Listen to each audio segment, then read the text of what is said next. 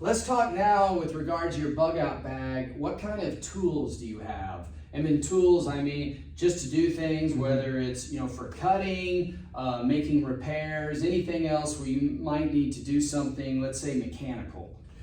I don't have a lot. I do have a nice knife. I think that this is a K-bar, and multiple uses for a knife like this. I also have on the shoulder straps a flashlight, so I can pull this off super easy, turn it on really quick. It is a USB charge though, so. Okay. Yeah, all right. Professor, I know you have some words. Well, that's all right, keep going. We'll kind of get to that. And then gloves, as well as another,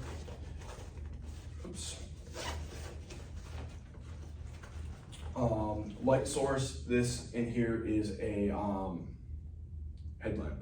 Okay, great. So I just keep it in here so it's. And that, is that run on AAA's? Yeah, it does. Okay, yep. excellent. Yeah, this one does. Okay. Yeah. And as for tools, that a compass. So no mechanical repairs with a compass, but it is a tool of sorts. Okay. Do you have a map? No. Okay.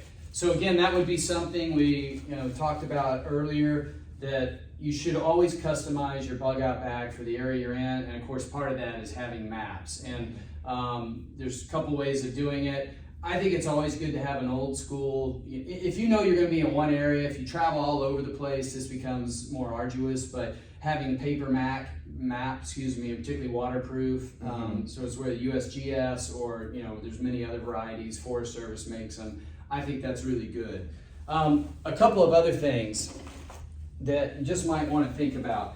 I always like having, and again, I make my own on this. You can buy kits. I always like having some kind of glue. And this is epoxy here. It's very small. It's lightweight. It's really strong. So if you have to make, let's say if your boot came off, which can be a disaster if you have to go a long way, your sole came off. Okay, this can really pull you out of a bind.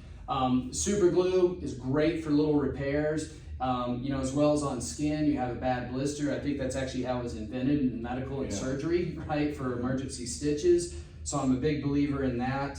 Also, I love your knife. I think that's great. And do you have a saw as well? I do have a saw. Okay.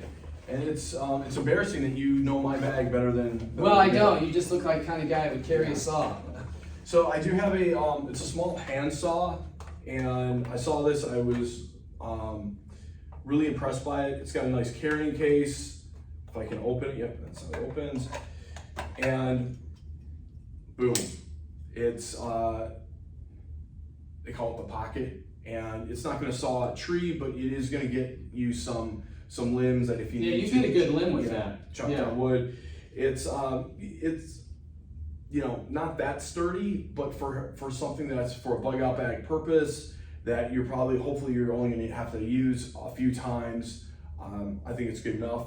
It's got a great hand grip, nice rubber grip, and so I saw it and I was like, no pun intended, I put it in the bag. Okay. No, I think that's good, and it's got a nice case. If you wanted to save weight, obviously you could just take it out of there, which I might for a bug out bag, just because it's going to be probably a temporary thing.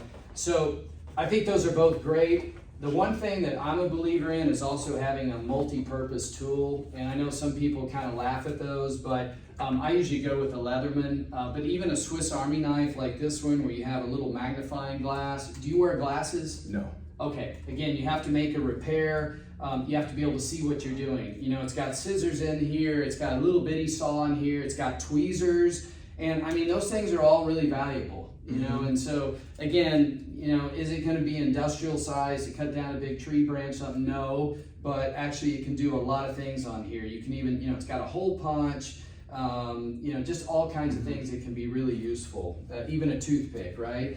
And then just a few other things. I always carry a pen with me, and actually a pencil is probably better, to be frank, because you don't have to worry about the ink going out. It's simply not going to fade if it gets water on it. Obviously you have a knife, you can sharpen it. I like having a pen as well.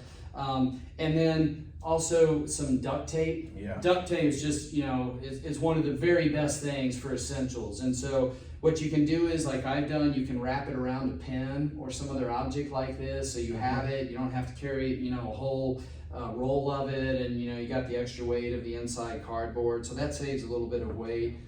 The other thing is, I hadn't heard you mention it, but always having some cord, you know, some paracord. Yeah, and I 550. I do have the cord. Okay. I've got